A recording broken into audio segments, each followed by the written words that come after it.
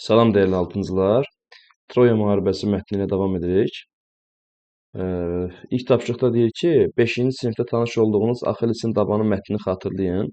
Axelles kim idi? Bu hansı şəhər uğrunda gedən döyüşdə dabanından ox yarası almışdı?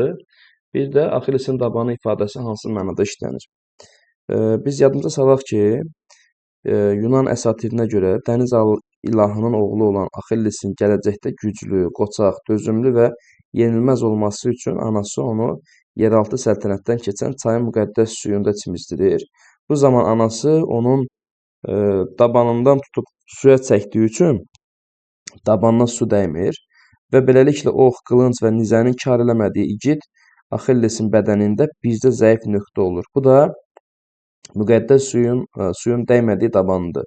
Əsatirə görə Yunanlarla Troyalılar arasında müharibə baş vermişdir və Troya hökmdarının oğlu Paris döyüşlərin birində Axellesi məhz bu zəif nöqtəsindən dabanından oxla vurub yaralamışdı. Məşhur ifadə də məhz buradan yayılıb, yəni yaranıb. Adətən, yəni bir adamın biz zəif cəhətini görəndə nə deyirik? Axellesin dabanı ifadəsini işlətmiş oluruq. Burada mifologiya və nifaq ifadələrinin mənaları verilib. Mifologiya mif, əsatirlər, rəvayətlər toplusudur. Nifaq isə insanlar arasındakı münaqişədir, konfliktdir və ixtilafdır. Aşağıda qədim Yunan mifologiyası ilə bağlı olan daha iki ifadənin mənşəyi haqqında məlumat verilib. Biri bunlardan nifaq almasıdır. Birində də yəqin ki, Troya ilə bağlı olacaqdır. Siz mətnləri oxumusunuz. Yəni, mətnləri oxuyaraq düşünürəm ki, hər ikisinə cavab verə bilərsiniz. Nifaq alması ifadəsi, məsələn, burada onun qısa mənasında verib ki, bu gün də nifaq alması ifadəsi konfliktin, düşmənçiliyin səbəbi mənasında işlədilir. Troya müharibəsində də var burada. Deyir ki, bu gün Troya atı ifadəsi hər hansı gizli niyyəti, bəd əməli həyata keçirmək üçün vasitədir. Bədbəxtlik gətirən hədiyyə mənasında işlədilir. Sonra yəni bu rahatdır, düşünə bilərsiniz. Artıq məzmun sizə məlumdur. C tapşırığına keçirik. Troya müharibəsi Yunanlılarla doğru yoxsa yanlış? Yunanlılarla Troyalılar arasında baş vermişdir. Bu doğrudur. Paris məşhur Yunan döyüşçüsü idi. Yanlışdır. Odissey Troya atını düzəltməklə öz həmvətənlərinə xəyanət edir. Öz həmvətənlərinə yox. Yanlışdır. Nifaq alması ilə bağlı hadisə Troya müharibəsindən əvvəl baş verib. Mətndə də ardıcıllıq belə idi. Doğrudur. Və bir də Troya müharibəsində Yunanlar məğlub yox, qalib gəlirlər. Bu da yanlışdır. Davam edək. Siz öz aranızda, məsələn, sinif yoldaşları olaraq mübahisəli məsələ olanda, fikir ayrılığı olanda necə bunu həll edirsiniz? Yəqin ki, müəyyən versiyalarınız, düşüncələriniz, situasiyalarınız var.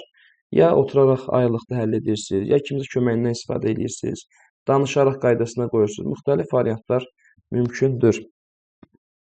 Keçək növbəti tapşırığımıza. Növbəti tapşırığımıza keçirik. Deyir ki, Troya müharibəsi mif yoxsa tarixi faktdır. Belə bir qısa mətn təqdim olunub. Bu mətni oxuyacaqsınız və burada nə verib?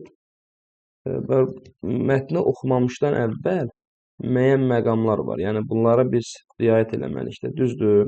Məsələn, problemlə bağlı hər bir natiqin mövqeyini müəyyənləşdirməyə çalışmaq, yəni danışanın. Müzakirə iştirakçılarının nitqi başlayarkən, nitqini bitirərkən işlətdikləri ifadələrə diqqət etməsi vacibdir, bəli.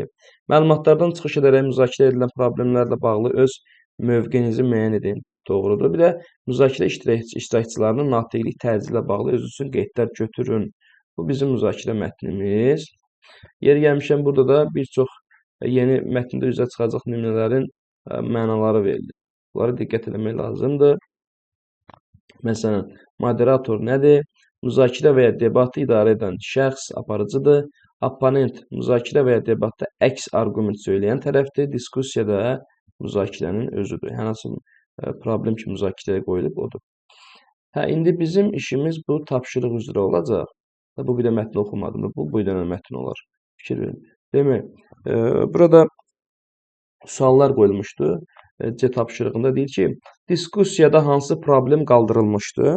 Cavab verə bilərik ki, Troya müharibəsinin həqiqət olub-olmaması məsələsi. Sonra ikincidə deyir ki, problemlə bağlı Anarın mövqeyi necə idi? Onu kim dəstəkləyirdi? Anarın mövqeyi belə idi ki, Troya müharibəsi həqiqətən baş verib. O, Homerin İlyada əsərində bu müharibənin təfərrüatlı, yəni geniş təsvir edilməsini əsas gətirmişdi.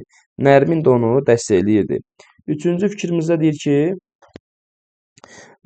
Toğrul və Günay digər tərəfin mövqeyinə qarşı hansı əks arqumentlər gətirdilər? Onların fikrinə görə belə idi ki, Homer İlyada əsərini Troya müharibəsindən 500 il sonra yazıb. Belə olan halda da, yəni bu müharibənin həqiqəti əks etdirməsi inandırıcı deyil. İlyada, Axilles, Paris, Hektor və Apollon, bir də Agamemnon, Odissey mifoloji obrazlardır. Hələ Homerin də tarixi şəxsiyyət olması şübhəlidir. Dördüncüdə deyirdi ki, Nərmin öz mövqeyini əsaslandırmaq üçün hansı arqument, hansı fikri irəli sürür?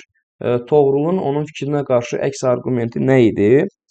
Burada belə deyək də, 1873-cü ildə Alman arxeoloqu Henry Sliman indiki Türkiyə ərazisində Çanaqqal yaxınlığında Troya şəhərinin qalıqlarını tapır və Priamın xəzinəsi adlanan xeyli miqdarda qədim əşya tapılır. Əks arqument kimi deyə bilərik ki, Priamın xəzinəsinin Priam adlı hökmdara məxsus olmasını sübut edən dəlil yoxdur. Ola bilər ki, Troya şəhərinin qalıqlarıdır, ancaq Troya müharibəsinin həqiqətən də baş verməsini sübut edən heç bir fakta rast gəlinmir. Keçirik növbəti C tapşırığına. Müzakirənin əvvəlində moderator, yəni siz mətni yəqin ki oxumusunuz, Toğrula xəbərdarlıq edir və bunun səbəbi nədir? Yəni Toğrul hansı qaydanı pozmuşdu? Xəbərdar etmə səbəbi o idi ki, Toğrul öz yoldaşlarının sözünü kəsmişdi və əl qaldırıb icazə istəmədən sözə başlamışdı.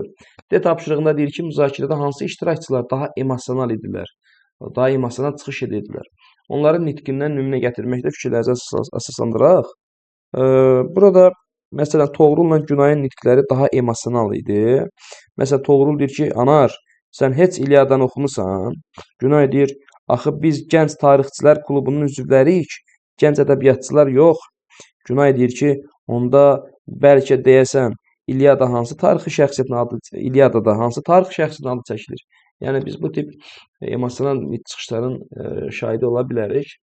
Bir də E bəndində deyir ki, müzakirə və ya debat zamanı emosionallığın, yəni yüksək emosiyaların belə deyək ki, bir faydası varmı? Biz belə düşünə bilərik də, debat və müzakirələr şagirdlərdə tənqidi düşünmə bacarığını inkişaf etdirir, öz mövqelərini müxtəlif yanaşmalardan ifadə etməsinə kömək eləyir.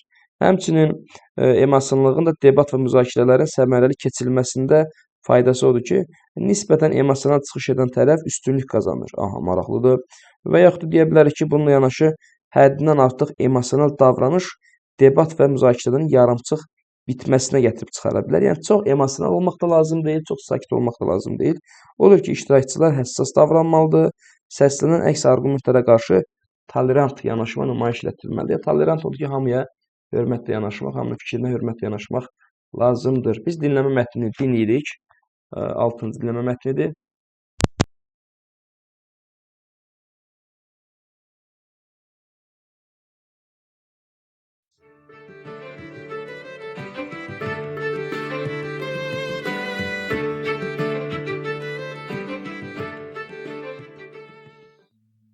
Homer məsələsi.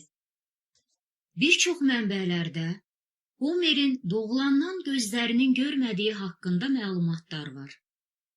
Buna sübut olaraq onun büstünün şəkli göstərilir. Lakin bu büstdən başqa Homerin görmədiyini əsaslandıran heç bir dəlil mövcud deyil. Bunun əksini iddia edənlərin arqumentləri daha güclüdür.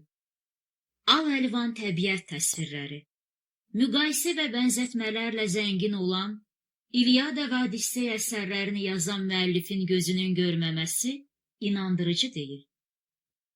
Göz görmədən səhərin açılmasını, gecənin düşməsini, idman yarışlarını, təkbətək döyüşləri, növbənöv silahları, müxtəlif canlıları, hətta dəniz mərcanlarını belə bunca dəqiq təsvir etmək mümkün deyil. Homer öz əsərində taxıl zəmisində biçin səhnəsini təsvir edir.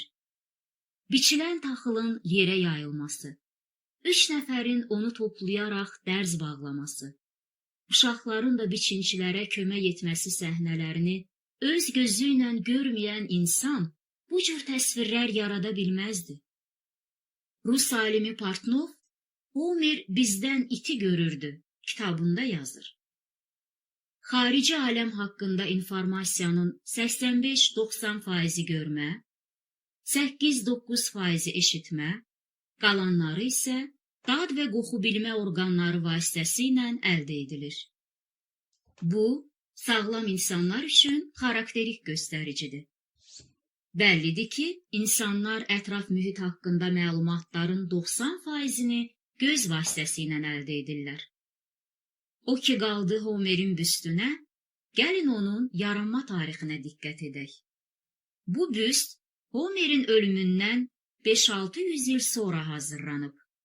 Daha əvvəlki dövrlərə aid olan rəsm və heykəllərdə Homerin gözləri açıqdır.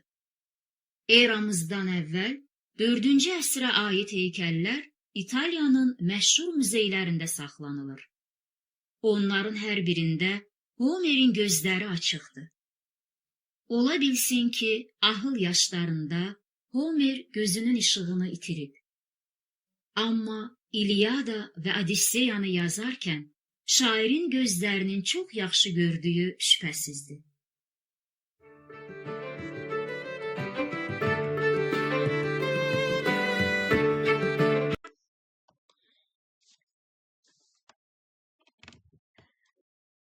Dəyərli şagirdlər, biz Homer dinləmə mətnini dinlədik.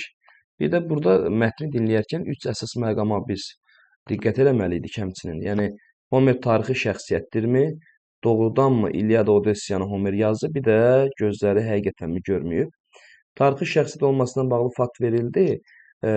İlyada Odessiyanı yazıb, buna da həmin dinləmə mətnində cavab var. Amma belə bir fakt qeyd olundu ki, əgər gözləri görməyibsə, bu əsəri necə yaza bilər? Bu, axırıncısı yanlışdır. Sonra, keçək C tapşırığına. C tapşırığına diqqət edək. C tapşırığı nə deyir? Deyir ki, müəllimlə birlikdə diskussiya, yəni müzakirə qaydalarını tərtib edək və Homer məsələsi mövzusunda diskussiya keçirək. Biz burada qaydaları belə verə bilərik. Məsələn, qarşı tərəfin fikrini diqqətlə dinləmək və danışanın sözünü kəsməmək. Vermək olar. Dəlil və ya arqumentlər gətirməklə söylənilən fikirləri əsaslandırmaq. Belə bir qayda tərtib eləmək olar. Fərqli fikirlərə dözümlü yanaşmaq. Yəni, digər yoldaşların fərqli fikirlər söyləyir, onlara hörmətlə yanaşmaq. Qarşılıqlı anlayış göstərmək və nəzakətli davranmaq. Bu da olar. Mövzuya uyğun danışmaq, əsas mövzudan kənara çıxmamaq. Bu da olar. Yəni, belə bir qayda verə bilərik. Ədalətli davranmaq və yəni belə deyək ki, qarşılıqlı şəkildə sual vermək, sualı cavablandırmaq üçün şagirdlərə bərabər imkanlar yaratmaq və bir də müəllimin rəhbərliyi ilə mövzu ilə bağlı əsas qənaətləri, əsas fikirləri, çıxarılan nəticələri ümumiləşdirmək. Keçirik növbəti tapşırığımıza artıq dil qaydası gəlir. Əvvəlki mövzuda dil qaydası qoşma mövzusu idi. Qoşma bilirik ki, köməkçi nitq hissəsidir. Müxtəlif sözlərə qoşularaq müxtəlif məna çalarları yaradır. Məsələn, səbəb məqsəd məna çaları yaradır, bənzətmə, müqayisə, istiqamət, zaman və s. və ilə axır. Biz tapşırığa keçməmişdən əvvəl qoşmanın qrammatik sinonimliyindən danışaq. Yəni, qrammatik sinonimlik o deməkdir ki, qoşmaların öz arasındakı sinonimliyinə baxmalıyıq. Çünki qrammatik deyirsə, bu köməkçi nitq hissəsinin öz arasındakı sinonimliyidir və biz bilirik ki, hər bir nitq hissəsi öz arasında sinonim ola bilər. Köməkçi nitq hissələrinin leksik mənası olmadığına görə, onların sinonimliyi və amonimliyi qrammatik sinonimlik və ya qrammatik amonimlik adlanır. Bəzi qoşmalar eyni məna çalar yaradır və cümlədə bir-birini əvəz edə bilir. Və bunlar qrammatik sinonimlik təşkil edən qoşmalardır. Evə tək, evə qədər, evə kimi, məsələn, burada fikir verirsiniz, evə dək, evə qədər, evəcən, evə kimi. Bunlar hamısı istiqamət qoşmalarıdır. Belə deyil. Evədək, evədək, evə qədər, evəcən, evə kimi. Daha doğrusu bunlar məsafə qoşmaları olar, istiqamət yox. Məsələn, istiqamət bu idi. Evə sarı, evə doğru, evə tərəf, elə deyilmi? Evə qarşı. Uşaq kimi, uşaq tək. Sənin kimi, sənin tək. Bu da olsun bənzətmə. Səndən ötürü, sənin üçün, sənə görə də vermək olar. Düzdür? Bunlar da olsun səbəb, məqsəd. Deyir, qoşmaları ifadə etdiyi məna çalarını müəyyən edin. Məsələn, meşəyə doğru uzanan cığır yolların arasından keçir. Meşəyə doğru, meşəyə sarı, meşəyə tərəf. Bunlar nə oldu hamısı? İstiqamət. Stadiona tərəf gedən uşaqların səs-küyü. Stadiona tərəf, tərəf doğru, bu da istiqamətdir. Biz təmiz havada evə sarı. Demək, burada nə oldu? Evə sarı, evə tərəf, evə doğru. Bu da istiqamət oldu. Sonra qoşmaları kontekstə uyğun, yəni işləndiyi nümunəyə uyğun öz sinonimlə əvəzlərə cümlələri köçürək. Müəllim yeni dərslik barədə məlumat verdi. Müəllim yeni dərslik haqqında olardı. Elə deyilmi? Qədər üçün olmaz. Sizdən başqa hamı gəlmişdir. Sizdən savayı. Sənin tək, sənin kimi bacısı olan çox xoşbəxtdir. Tamaşadan əvvəl, tamaşadan qabaq. Hər kəs öz yerini tutur. Axşama can dolar, axşama dək. Növbəti. Altından xətt çəkilmiş sözlərin aid olduğu nitq hissələrini müəyyənləşdirin. Altından xətt çəkilmiş sözlərin aid olduğu nitq hissəsi. Bunları hamını adlandırmaq olarmı? Əvvəl nahar et, sonra həyətə düşərsən. Nə vaxt, nə zaman əvvəl, nə vaxt, nə zaman sonra. Bu olsun zərf. Xoş söhbətdən sonra, görürsünüz, qoşma ismə. Burada bu qoşma olduğunu hardan bilirik? Özündən əvvəlki çıxışda qaldı ismə qoşulduğuna görə bilirik də bu qoşmadır. Burada isə qoşma kimi işlənir. Demək, bunları biz bir ilə amonim verə bilərik. Sonra növbəti. Bir çox qoşmaların amonimlik xüsusiyyəti var. Deyilişi, yazışı eyni olsa da qrammatik funksiyası fərqlidir. Məsələn, aldığımız xəbərdən hamımız uşaq kimi sevindik. Burada bənzətmə qoşması. Şəhərə kimi avtobusla getdik, bu da məsafə. Bunlar bir-birlə sinonim, üzr istəyirəm, amonimdir. Birində bənzətmə var, birində məsafə məzmunu var. O topun dalınca səkiyə doğru qaçdı, istiqamətdir. Doğru söz bu sifətdir. Bir-birlə amonimli götürmək olar.